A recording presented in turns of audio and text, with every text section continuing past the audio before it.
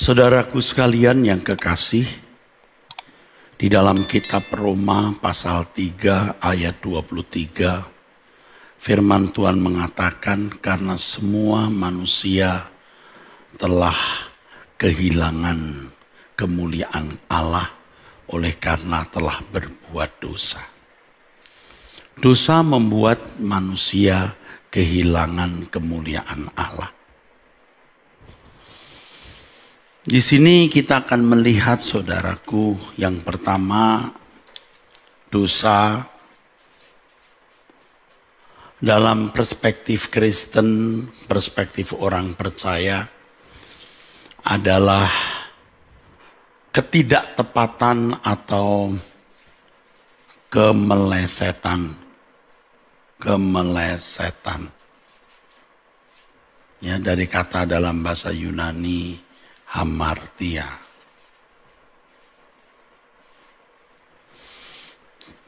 Bukan hanya melanggar hukum, tetapi tidak melakukan tepat seperti yang Allah kehendaki, itu sudah dosa. Ya, saudara, dan harus diingat terus hal ini. Kalau konsep dosa di dalam perjanjian lama itu pelanggaran terhadap hukum. Orang yang tidak melanggar hukum belum tentu meleset. Memang secara hukum yang tertulis ia tidak melanggar. Tetapi kalau ditinjau dari ketepatan bertindak, dia masih meleset. Nah, dosa ini membuat manusia kehilangan kemuliaan.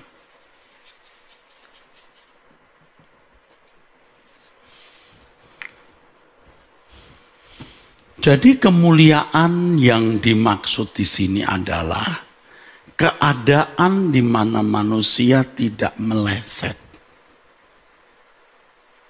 Keadaan di mana manusia memiliki batin yang selalu sesuai dengan pikiran dan perasaan Allah. Seiring dengan menanggulangi kemelesetan ini, seiring dengan keberhasilan menyelesaikan kemelesetan ini, maka kemuliaan juga diperoleh, ya. Kemuliaan juga didapat. Semakin tidak meleset, tentu semakin mulia. Jadi kita tidak boleh memandang bahwa kemuliaan itu hanya nanti setelah kita meninggal dunia. Kalau di dalam Roma pasal 8 ayat 17, firman Tuhan mengatakan bahwa kita akan dimuliakan bersama-sama dengan Tuhan Yesus, artinya kita akan menerima kemuliaan bersama dengan Tuhan Yesus. Itu adalah kita akan memperoleh jabatan keagungan bersama-sama dengan Tuhan Yesus. Yesus akan dimuliakan. Setiap lutut bertelut dan lidah mengaku Yesus adalah penguasa, kurios, Tuhan bagi kemuliaan Allah. Nah, kita akan dimuliakan di situ. Dimuliakan. Roma pasal 8 ayat 17. Tentu orang yang dimuliakan, kalau ini setelah kubur ya saudara, ini di balik kubur ya. Makanya sejak di bumi kita juga sudah harus mulia. Roma 3 ayat 23 harus ditanggulangi di sini. Semakin dosa ditanggulangi, semakin memiliki kemuliaan. Jadi sudah mulia di sini. Kalau orang tidak mulia sejak hidup, dia tidak akan dimuliakan. Jadi kemuliaan seseorang atau keagungan seseorang itu bukan pada kekayaan, kedudukan, gelar, penampilan, atau apapun. Tetapi kemuliaan seseorang itu terdapat pada ketepatan dia bertindak. Ketepatan dia berperilaku, saudara. Ya, makanya kita belajar untuk berhati-hati terhadap apa yang kita pikirkan, berhati-hati terhadap apa yang kita ucapkan, berhati-hati atas setiap keputusan, atas setiap pilihan, rencana, keinginan, ambisi, dan lain sebagainya. Karena disitulah letak kehormatan kita, letak keagungan kita, letak kemuliaan kita, ya, tidak meleset. Pada umumnya manusia telah sesat, membangun kemuliaan di atas kekayaan, kehormatan manusia, kedudukan dan kekuasaan, penampilan, dan lain sebagainya. Bahkan ketika kita ada di lingkungan pelayanan, kita masih mengharapkan ada kehormatan di dalam pelayanan tersebut, saudaraku. Kita mengharapkan memperoleh kehormatan di dalam pelayanan pekerjaan Tuhan. Dan itu tidak kita sadari, saudaraku, ya, tidak kita sadari. Ada ambisi-ambisi yang kita sendiri tidak sadari, saudara. Yang mengarahkan kita dalam bertindak, dalam mengambil keputusan. Kita telah bersalah di situ. Ya. Tentu pengalaman seperti ini sudah saya alami, saya jalani. Dan setelah kita sadar, kita mau bertobat, kita berubah. Tetapi tidak mudah. Karena kita sudah terlalu lama hidup dengan irama yang salah tersebut, saudaraku. Ya. Ya. Makanya ketika saya mulai disadarkan Tuhan, ya, saya menggubah satu lagu, ya. Di jalan itu ku sesat, dirimbun, ya, keputusan-keputusanku. Dan ini kesadaran saya, ya, yang membuat saya berbalik, saya bertobat. Tetapi untuk berubah total berat. Jadi seseorang itu tidak bisa baik mendadak, ya saudara. Sebaliknya juga tidak bisa menjadi jahat mendadak. Hanya dunia kita akan lebih mudah membuat orang menjadi jahat. Ya, saudara. Jadi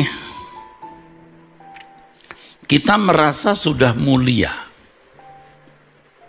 karena kehormatan yang kita sandang.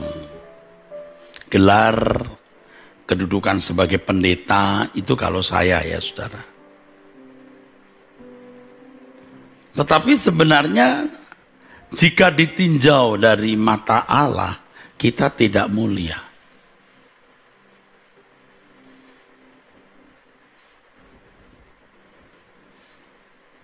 Belum. Mudah kita mengatakan di gereja ini atau pada waktu kita kebaktian, Bapakku mau indah di matamu. dan mulia dalam pandanganmu. Itu hanya ucapan saja, tetapi kita tidak sungguh-sungguh mau bergumul untuk mencapai atau meraih kemuliaan itu, saudara. Nah, ini kita sebenarnya tanpa sadar mempermainkan Tuhan.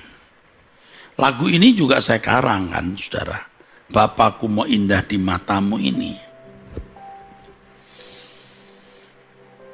Tetapi pada kenyataannya pada waktu kita menjalani hari-hari hidup kita tidak sungguh-sungguh mau menyelesaikan keadaan diri kita yang tidak mulia itu.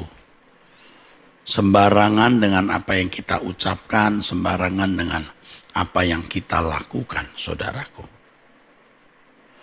Makanya kalau kita berbuat salah, sesungguhnya yang menjadi persoalan bukan kesalahan atau dosa itu sendiri, tetapi adanya potensi dosa yang masih ada dalam diri kita yang bisa membuahkan atau menciptakan atau memproduksi atau beranak perbuatan yang salah. Dan kita harus tahu yang membuat Allah berduka bukan hanya perbuatan dosa yang kita lakukan, tapi potensi dosa yang masih mencengkeram kita. Yang mungkin belum terwujud dalam tindakan, tetapi ada di dalam diri kita. Kalau ibarat sebuah botol itu masih mengendap di bawah, ada kotoran yang mengendap di bawah. Kalau itu toples itu ada yang masih mengendap. Kalau ada rangsang itu ya seperti di obok-obok itu baru keluar. Kalau gambaran saya dulu, saudara, jadi seperti pesawat terbang. Kita punya pesawat itu di hanggar misalnya, ya. Jadi kalau misalnya di landasan pacu ya, pesawat itu ada rangsang di sini, saudara. Ada rangsang. Terbang. Nah, kita tahu ada keinginan yang mau terbang, kita mesti tembak, kita selesaikan. Jangan terus kita umbar, akhirnya menghasilkan buah dosa. Jadi sebelum menghasilkan buah dosa, kita harus sudah tanggulangi, ya. Ada rangsang begitu, muncul niat, kita tanggulangi. Supaya potensi itu tidak muncul lagi. Ini kalau seperti botol gitu, saudara, ya, atau seperti toples, ini mengendap di sini, saudara. Ya, kelihatannya bersih di sini. Coba kalau diobok-obok baru keluar, ya. Sabar kelihatannya, belum disakiti. Begitu dilukai, muntap istilahnya, keluar gitu, saudara, ya. Nah, itu juga kita sadar saat-saat tertentu itu bisa keluar lagi itu.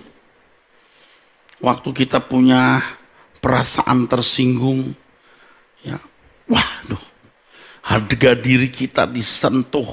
Wah,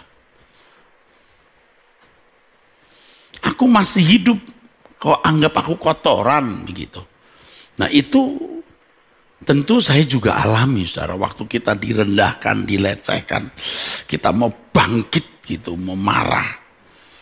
Nah, waktu itu kita mulai melihat ada pesawat yang terbang. Jangan sampai dia membuahkan dosa, kita tembak, ya, kita selesaikan, kita menyangkal diri, ya.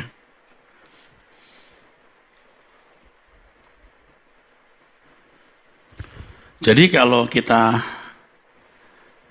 ada orang ya punya anak tidak naik kelas, ya menyedihkan, ya. Tetapi yang menyedihkan bukan hanya keadaan tidak naik kelas itu, tapi potensi yang membuat ia tidak naik kelas. Ini kalau terus-menerus begini jadi apa nih anak? Karena tidak semua orang yang naik kelas juga bisa sukses. Orang bisa saja naik kelas dengan sogok atau suap. Demikian pula dengan keadaan keberdosaan kita ini, potensi dosa ini. Kita harus selalu menyadari, harus selalu mempertimbangkan adanya potensi dosa yang belum selesai di dalam diri kita. Belum selesai. Karena belum ada impuls atau rangsang, belum ada yang membuat gara-gara. Orang berkata, oh saya sih udah tidak main judi lagi. Ya you nggak punya duit dan tidak ada kesempatan untuk itu. Kalau Anda misalnya keluar kota, lalu punya duit, lalu ada tempat perjudian. Oh bisa saja, kali ini saja. Saya hanya menghabiskan uang sekian saja. Bisa, tetap dia lakukan, saudaraku. Oh saya sih tidak mau jahat, saya mau mengasihi musuh. Ya kamu belum dibuat gara-gara. Kalau hanya orang membuang muka, kamu tidak terlalu tersinggung. Kalau kamu ditempeleng, wah itu bisa muncul. Nah Tuhan mau menyelesaikan keadaan keburukan kita ini, keruhnya, bejana ini ya dengan membuat banyak hal kita diobok-obok ya. Kenapa Tuhan begini? Ya karena aku mau kamu mulia. Ya jangan saudara berpikir waktu di dunia tidak mulia, nanti mati lalu ada proses dibersihkan lalu masuk. Nggak bisa.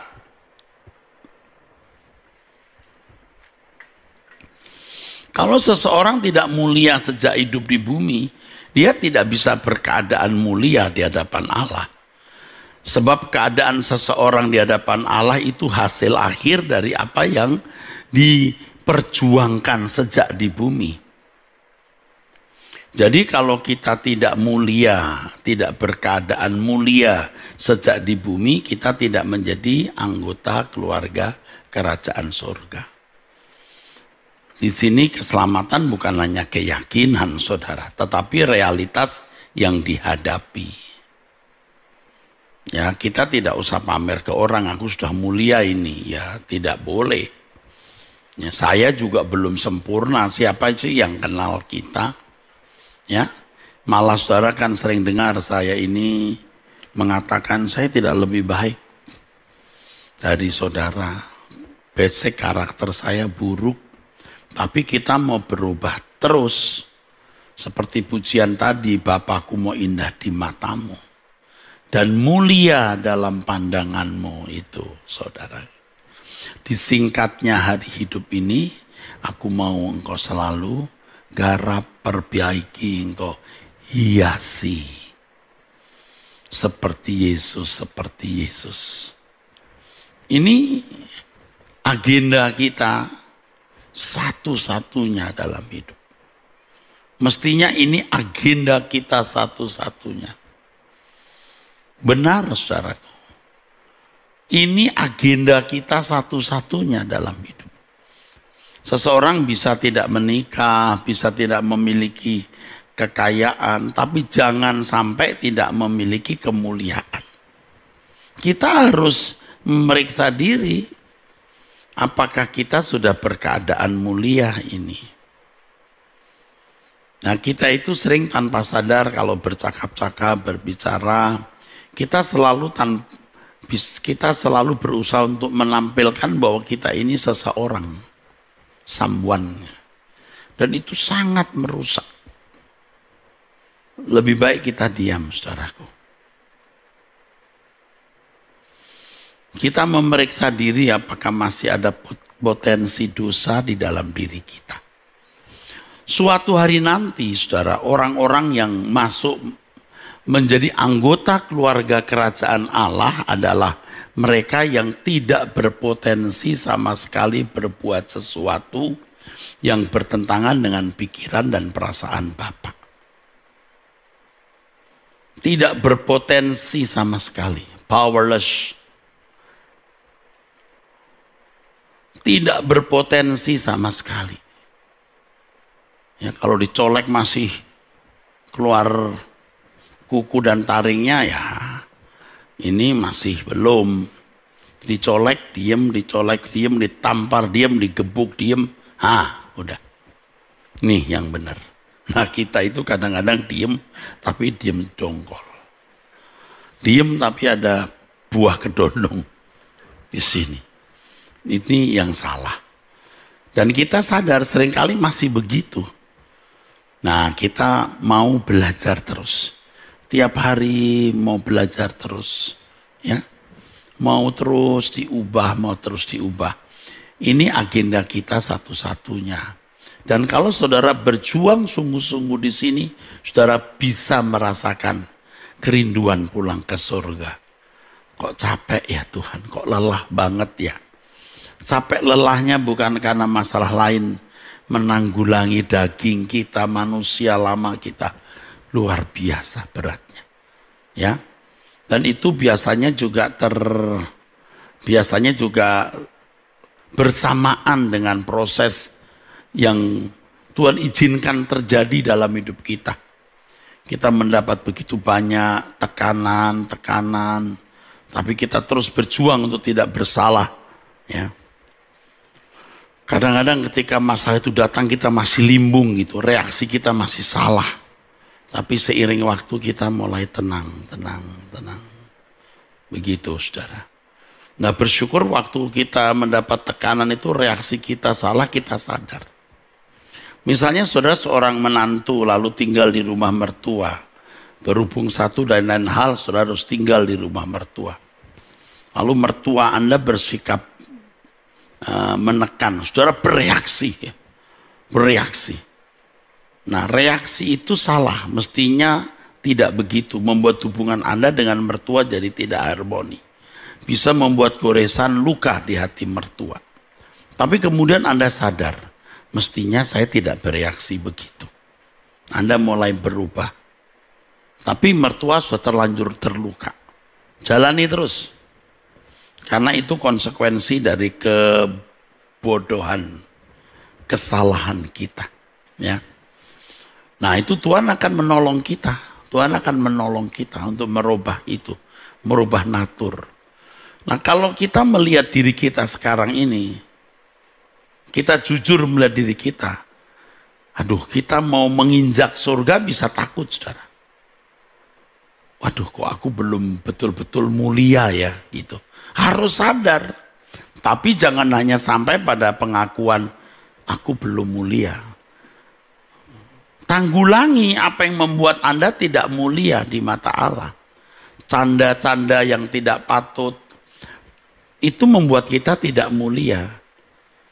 Pikiran yang tidak bersih, ucapan yang tidak tulus. Kita kan kenal diri kita, saudara. Di situ kita benar-benar harus belajar. Maka Tuhan akan tolong kita, ya, membentuk kita, ya, membentuk kita. Bapak akan mewarnai kita. Kalau lagu tadi menghiasi ya, seperti Yesus Bapakku mau indah di matamu, terus Bapakku mau indah di matamu dan mulia dalam pandanganmu.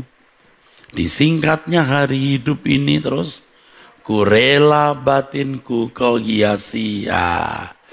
Menghiasinya tidak begini ya, tapi blok-blok digaplok-gaplok dengan banyak masalah-masalah yang terjadi. Ya. Ya. Lalu kita bisa mengatakan melalui semua itu Kau mengajarkan jalan-jalanmu. Dulu ku tidak mengerti mulia rencanamu bagiku. Wah itu bagus banget. Ya, memang Kristen itu prosesnya begitu saudara ya. Meraih kemuliaan itu begini caranya. Ya. Begitu ya. Dulu kita tidak tahu. Nah, natur kita diubah itu lewat pergumulan itu. Dengan proses ini maka di surga nanti tidak akan pernah terjadi pemberontakan seperti yang pernah terjadi pada zaman setan atau setan iblis ini waktu itu masih di surga. Pertanyaan yang sering saya terima adalah, Pak, nanti di surga ada pemberontakan nggak? Enggak. Karena orang yang masuk surga itu sudah melalui seleksi. Seleksinya itu 70 tahun di bumi ini. Jadi sudah tidak berpotensi untuk berbuat dosa, ya. Sudah diubah naturnya, ya. Kalau dulu naturnya natur babi, sekarang natur domba, ya. Kalau masih natur babi biar dibersihkan, dicuci, diberi pita, bibir ini kasih lipstik. Begitu lihat comberan nyemplung lagi, saudara. Nah, kan naturnya natur babi. Tapi kalau natur domba, waduh saudara, biar dimasukkan ke kubangan dia keluar, dia tidak bisa ada di kubangan. Amin, saudara. Ya, yuk kita periksa diri kita masing-masing, ya. Kita ini sudah mulia belum, ya? Ayo kita periksa. Saya juga memeriksa diri saya sendiri.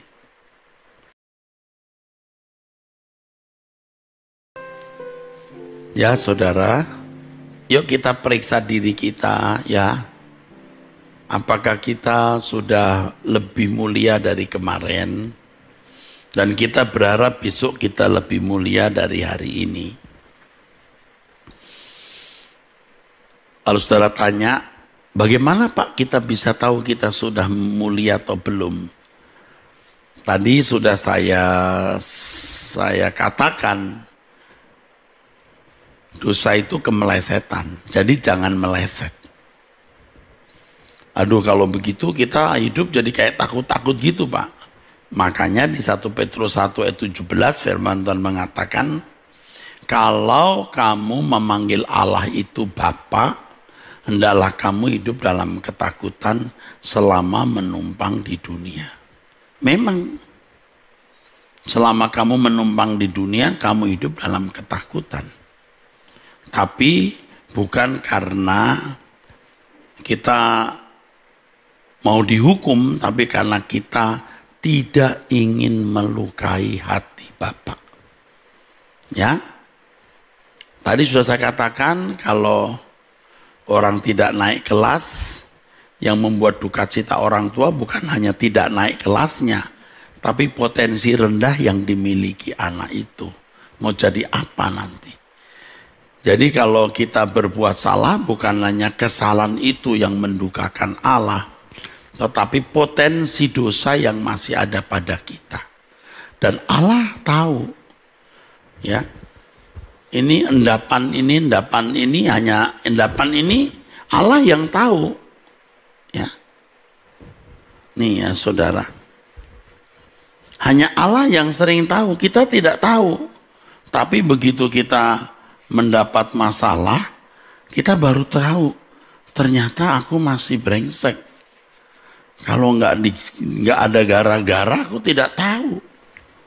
Ternyata aku masih kejam. Ternyata aku masih bengis. Ternyata aku tidak bisa mengasihi musuh. Ternyata aku masih genit. Nah, dan lain-lain di sini. Kalau tidak ada rangsang ya tidak bisa. Ternyata aku masih bisa lakukan kesalahan. Aduh, saudaraku. Tapi setelah kita menyadari ini, kita kalau mengasihi Tuhan, kita harus mematikan itu. Hidup ini sudah susah. Jangan nanti kita mati masuk neraka atau dibuang oleh Tuhan. Hidup ini sudah susah, saudara. Jadi saya mengajak kita, yuk kita berkemas-kemas saja, ya. Ayo, kita mau memberi diri dipersiapkan oleh Allah. Diubah untuk menjadi seseorang yang pasti akan mendapat bagian dalam dunia yang akan datang menjadi anggota keluarga kerajaan Allah. Kalau kita bangun, saudara, kita doa pagi ya, gairah kita kuat sekali. Tuhan, hari ini aku menjadi lebih suci dari kemarin. Jangan ada satupun kesalahan yang kulakukan. Ya, terima kasih untuk kanvas hari baru yang kau berikan. Tapi gairah itu sering tidak berkobar secara konstan dan permanen. Siangnya itu oleh karena satu dan lain hal bisa kendor juga. Lalu setan itu, ya iblis itu dengan kelicikannya membuat kita bisa meleset. Aduh, meleset lagi ya.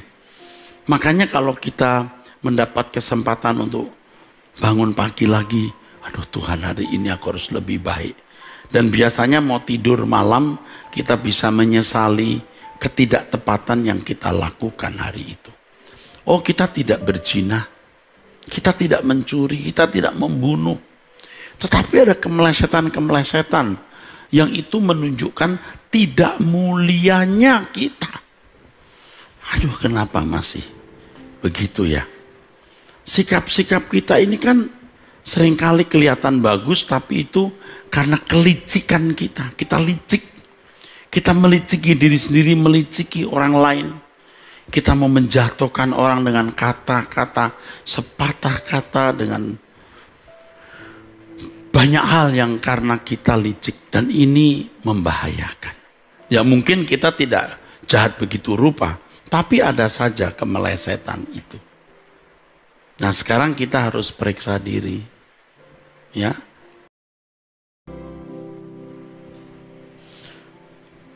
Untuk ini seseorang harus memilih apakah mau menjadi manusia hari ini, suka-suka, ini sering saya kemukakan, atau menjadi manusia hari esok, manusia masa depan yang harus berkeadaan mulia. Jadi berkeadaan mulia, berkeadaan suci, sempurna di dalam arti setiap keputusan itu tepat, itu bukan sesuatu yang tersembunyi atau bukan sesuatu yang bersifat abu-abu apalagi gelap. Itu hal yang terang benderang. Kita harus tahu bahwa kita ini tidak bercelah atau bercelah. Sudah kudus atau belum kudus. Ya, kita mesti mengerti itu. Karena ini bukan satu hal yang sederhana. Ya. Ini bukan satu hal yang sederhana. Kalau orang mau maju ke Olimpiade, itu lewat seleksi dulu, saudara. Lalu setelah seleksi dipastikan dalam 100 meter berapa menit. Ya, berapa menit dia bisa mencapai 100 meter. Dipastikan itu. Ya. Kalau berenang, ya, dalam 500 meter berapa menit. Dipastikan kalau belum dilatihan lagi, saudaraku. Kan begitu, saudara. Apalagi yang namanya angkat besi, lifter itu ya. Dia bisa angkat 80, 90, 100, sampai 120. Dia harus sudah bisa estimasi aku mampu mengangkat 120. Tapi ternyata kalau dia hanya bisa angkat 60, 70, ya jangan maju ke Olimpiade. Ke PON saja juga enggak. Ya kan, saudara? Kesucian itu juga bukan gambling. Kalau orang berpikir, kalau orang berkata, nanti gampang lah, mudah-mudahan bisa angkat 120. Nah sekarang kamu berani bisa angkat berapa sekarang? Sekarang sih bisanya 60 kilo. Tapi siapa tahu nanti bisa 120 kilo. Nggak mungkin.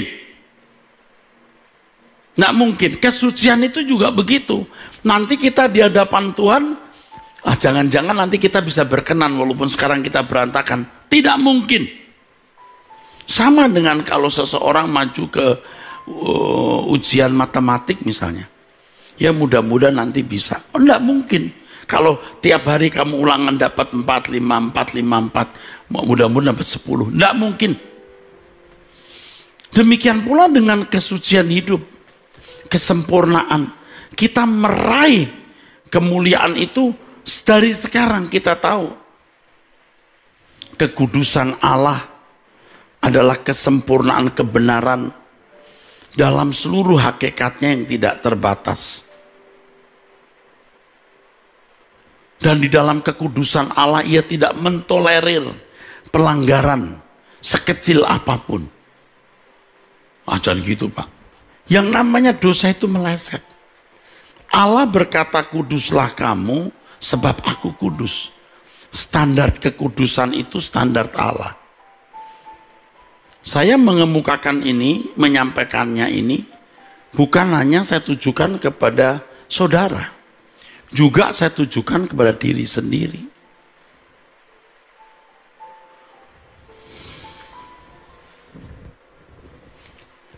Ada kesenjangan antara apa yang kita lakukan dengan apa yang kita ucapkan. Ya. Ini bisa terjadi atas semua kita, ya.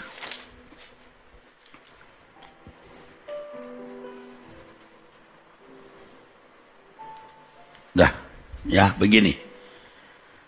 Ini pada waktu usia 20, 30, 40, 50, 60 tahun ya saudara.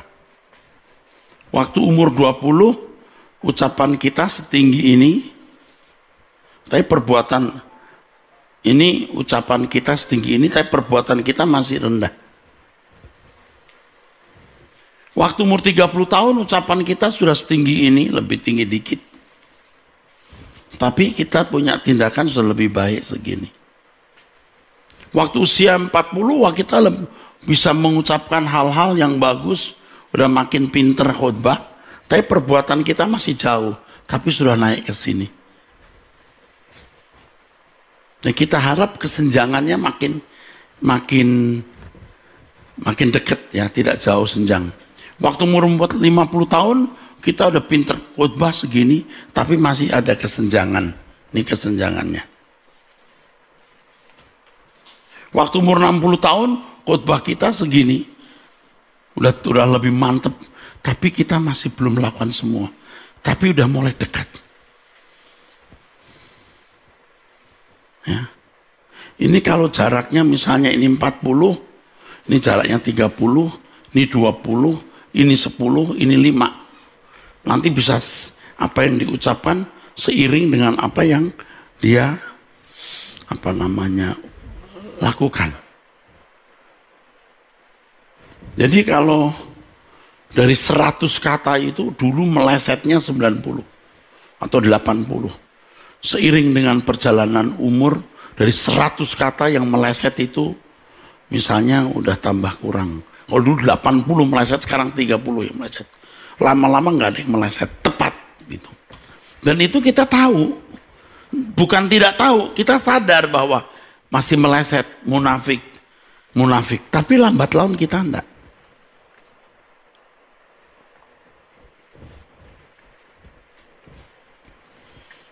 Dan ini mengasyikkan, saudara. Kita asik di sini. Nanti saudara akan merasa keinginan yang kuat untuk cepat-cepat berdiri di hadapan tahta pengadilan Kristus. Karena waktu itu poin kita masing-masing dibuka. Semua telanjang. Jadi sebelum ditelanjangi di sana, kita telanjangi diri kita sendiri dulu hari ini, saudara. Ya. Jadi kita harus memeriksa diri. Memeriksa diri dengan serius. Jadi kita mendengar kata suci atau kudus seperti Bapa, hidup tak bercacat, tak bercela, itu bukan, kita tidak lagi memandang itu hal yang terlalu berat atau kita jadi resisten. Itu kita makin menerima. Karena ini sebuah keniscayaan. Bukan hal yang tidak mungkin kita kenakan, bisa kita kenakan. Nah akhirnya saudara, kita itu rindu menjadi seseorang yang berharga di mata Allah. Tanah liat itu berharga di tangan penjunan. Tapi kalau tanah liat dibentuk tidak bisa, akhirnya dibuang ke got. Nah kita mau menjadi tanah liat yang dibentuk lalu jadi bejana. bejana yang indah, yang kemudian nanti akan ditaruh di rumah Bapak menjadi hiasan. Aduh, siapa sih kita?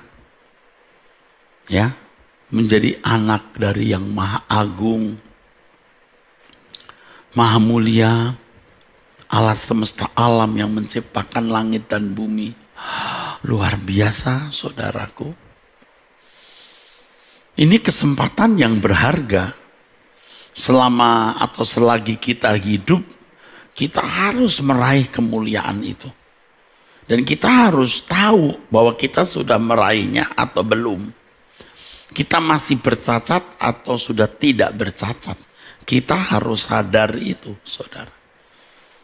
Pokoknya persoalan pergumulan seberat apapun jangan sampai mengganggu pergumulan kita untuk meraih kemuliaan. Kita bisa berkata kepada Bapa di sorga, ya, di tengah-tengah masyarakat seringkali kita menghadapi bullying, ya, orang-orang yang tidak ramah terhadap Injil, yang mencela Tuhan Yesus, lalu juga mencela kita, ya. Kita jangan tanggapi dengan negatif. Tidak apa-apa, karena mereka tidak tahu apa yang mereka perbuat. Di tengah-tengah bangsa kita yang pluralistis ini, yang beragam ini, kita harus ikut menjaga ketenangan masyarakat. Tidak semua orang yang non-Kristen kok membuli kita. Tidak sedikit juga yang membela. Nah, kalau ada orang-orang seperti itu yang membuli kita, kita tidak usah marah. Tidak usah marah. Ya, atau saudara di tengah-tengah masyarakat, di antara keluarga besarmu, engkau dihina, engkau direndahkan. Ya, misalnya seperti yang saya baca dari Anda bertanya kitab menjawab, ya. Keluarganya mengatakan kamu sesat, kamu ikut orang sesat, tidak usah marah. Ya, tidak usah. Tunggu pengadilan Tuhan. Itu yang justru membuat kita lebih menjaga diri. Lebih menjaga diri, jangan sampai kita benar-benar sesat.